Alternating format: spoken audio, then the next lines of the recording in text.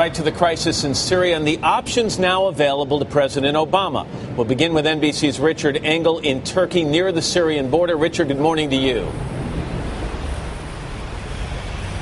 Good morning, Matt. This morning, Syria's foreign minister accused Washington of searching for a pretext to attack the country, said if any military action does come, Syria will defend itself by all means possible. UN inspectors in Damascus, one of their vehicles shot by a sniper, interviewed victims yesterday and doctors and looked for evidence of a chemical attack. But it may be too late. U.S. intelligence officials are convinced the Syrian regime used chemical weapons last week on a scale not seen anywhere in decades. So the United States is once again building a case for military action, this time on moral grounds, and to discourage others from using chemical weapons.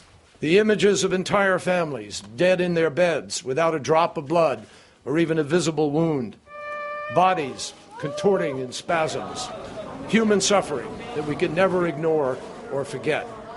Anyone who could claim that an attack of this staggering scale could be contrived or fabricated needs to check their conscience and their own moral compass. While the White House says no final decision has been made, the U.S. has military options for a limited strike without sending in troops. Officials tell NBC News to expect cruise missiles from 4 warships and 2 submarines in the Mediterranean, targeting regime command and control bunkers, artillery and airfields, but not chemical stockpiles.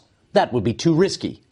The leader of Syria's rebel army, General Salim Idris, told us this morning he hopes U.S. actions will be strong enough to collapse the regime. If there is no action, we are afraid that in the coming days, not coming weeks, Bashar will use chemical weapons and chemical materials against very wide areas. In Syria, many we spoke to desperately want American protection.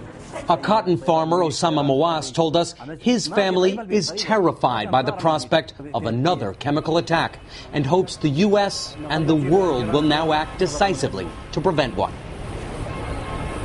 The U.S. isn't alone in considering military action, Matt. Turkey, the U.K. and France have all also expressed support. Matt?